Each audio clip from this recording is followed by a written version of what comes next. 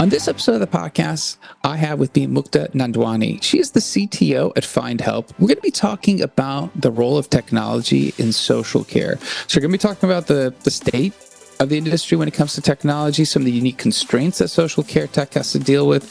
What does adoption look like? Advanced technologies. We'll see how much we can get in there with Mukta. Thanks for joining the podcast. Excited to be here. All right. So you're the CTO of Findhelp. Tell us what Findhelp does. So we're a technology company. We create solutions to connect people in need with social care services in their areas. All right. Okay. So just to kind of set the stage, obviously social care tech is critically important.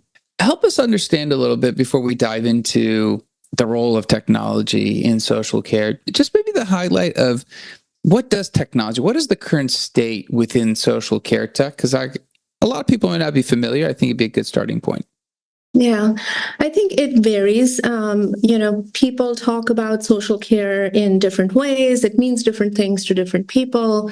There's certainly areas like, where social care interacts or overlaps with healthcare, where the state of technology looks quite a bit different than the state of technology at your CBOs or community-based organizations who may be, small, grant-funded and focused on providing specific care or specific services. So there's a wide variety in terms of technical maturity and availability of solutions across the spectrum. I guess when it comes to, and again, it's good to kind of look at, there's health tech, and I think a lot of people are familiar with it. They might interact with it on a daily basis because they have health needs, or they will come touch. It's almost impossible not to. When it comes to social care technology, does that hurt a little bit in the industry? Because maybe when we do interact with social care, it's not frequent enough. It's not something consistent for us to really understand the problem space. Does that come into play when you compare it to maybe like you said, health tech and other similar industries? I don't think so. I think that people conflate social care a little bit with healthcare just because that is the path through which we most commonly experience social care needs. And that is sort of in some ways the most mature understanding of social care. It's definitely an evolving area. It is definitely a maturing area, but every need, every facet or context or industry has a slightly different sort of level of understanding and as well as need for social care tech. If that answers your question. No, that does. It's interesting because I think I do see a lot of people not seeing the clear delineation, right? It's not quite clear. I guess I'd Findhelp, and if you're looking at, again, industry-wide social care tech, help us understand some of the unique constraints that you deal with that maybe are not found in other industries. One of the things to recognize, and I come from a health tech background, so in a lot of ways, my thinking was about providing clinical care, whether that be in the hospital or a clinic or at home or, whatever it might be. Social care affects multiple facets of society, and people need to access or be able to access social care in those contexts. So an example, outside of your typical clinical healthcare might be foster care placement or assistance with, reentry as a post-incarceration program, or, housing needs. Some of those surface in healthcare contexts, but many of those don't. So what I see as the basic challenge or the thing we strive for as we think about social care technology is access and accessibility. People should be able to access the technology when they need it, where they need it, and how they need it. So that might be as part of helping somebody with a substance abuse problem or foster care placement. or a housing need or food insecurity and a food pantry. And it may be in a situation where the person doesn't have a device to work with. It may be somebody who's striving to find care for their child or their friend, and maybe they don't have, the best internet connection. Maybe they don't have, your powerful laptop. And so when we think about access, we're thinking about modalities, and we're thinking about how people can reach technology in many different ways. So, for example, we have Findhelp as an application in kiosks that are installed in New York City, which is very different than, having your web browser that you can access through your own laptop. The other thought that needs to be really front and center is accessibility. So you may be working with people who have language barriers, for example, or they are just not technology savvy. How do you make it intuitive for them to get to where they need and not create so many barriers to entry?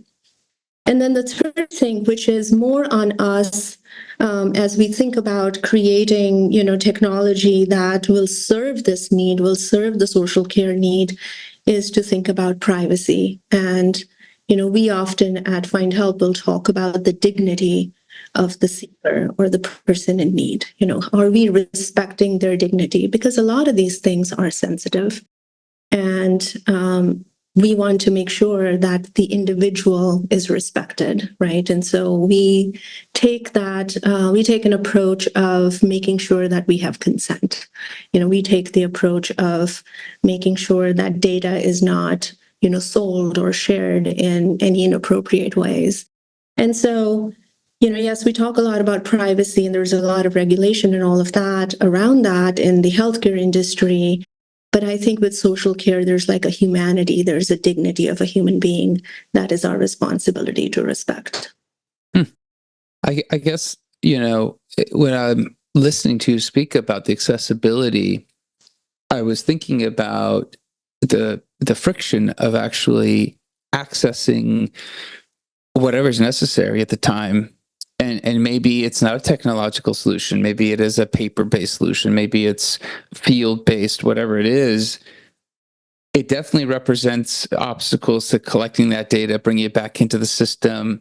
Different organizations will have different levels of sophistication. I'm sure the larger social care orgs, they have very sophisticated technologies to handle this. But as we go lower and lower, smaller and smaller, I think it'd be very interesting. When it comes to that friction piece, and you're thinking about technology solutions, and obviously you have a health tech background, so I'm kind of curious, like how do you start thinking about re-envisioning delivering that last mile? Because obviously you might have the most elaborate solution, but if that last mile doesn't meet your customers where they're at, that's going to be an issue. Yeah, I think the thing we think a lot about is simplicity of use. We want to make it really easy, really straightforward, lower the barrier of entry, and then be able to build from there. So, you may be an organization that is, fairly mature and advanced in the data that you need to collect or the information you need to collect or your payment models and reimbursement models and all of that. We want you to have that ability, and we make those options available to you. But if you're not, if what you need is to simply upload a document and take a picture of a form that is filled out and upload, then we support that as well. So it's about options, and it's about working with our customers and folks utilizing our software to make sure that they are utilizing the best option available to them and are not thwarted, we are not introducing unnecessary friction. I guess as you're thinking about, you mentioned language, obviously, and I start thinking about, well, we have tools out there that do such a great job with language, but obviously some of these are more advanced technologies. Obviously, I'm talking about potentially using a generative AI solution. When you're thinking about technologies, and obviously you have a health tech background, you have a lot of tools you can pull out from your toolbox, and tons that are emerging. When it comes to taking advantage of some of these solutions, I keep kind of going back and saying, well, if somebody doesn't have access to a computer, even if I have the most sophisticated LLMs that I'm leveraging and I can't translate this document, this form for them because they're just not there, does it really help? And I was thinking about, obviously, some of the solutions that you might start seeing in the field. We're seeing mobile products be able to do language translation real time, going back and forth. As you're starting to think of just technology and helping the field, that last mile in adoption, is it a case of thinking small and thinking out with it? Is it a case of, hey, we have some bigger plans, we just have to kind of find a way through? I mean, how do you work on that adoption piece? Yeah, and it's a little bit of a technology problem and a little bit of a people challenge too, right?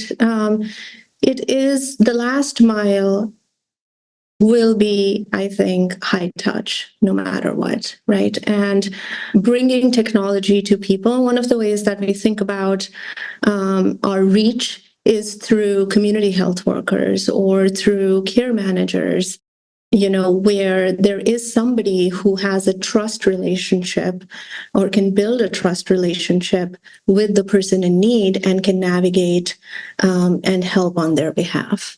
That said, it is really exciting to have technologies like generative AI. How do we make that cost effective? How do we do it in a way that continues to respect the, privacy and the dignity of the person, but really tune into, where things like translation can help?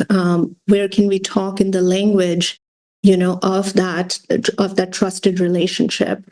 And those are things that we are exploring right now, sort of more incubation style, to think about where we could take this in a real meaningful way that would make an impact, as opposed to using cool technology for the sake of cool technology.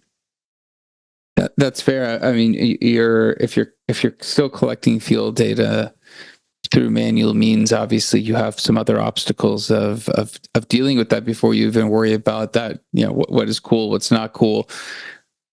When it comes to, I guess, just out of curiosity, your team and working within social care tech, is there an adjustment in working within some of these dynamics? Because if I'm an engineer or I'm a data person or I'm somebody in technology that's worked at other companies, there seems to be some very unique challenges as you kind of envision a technology solution and want to roll it out versus others. Is there a ramp up time? How have you seen that kind of unfold? A little bit. I think the understanding the domain is difficult, and it takes time and it takes experience. But in the end, like for an engineer who's writing software is software, right?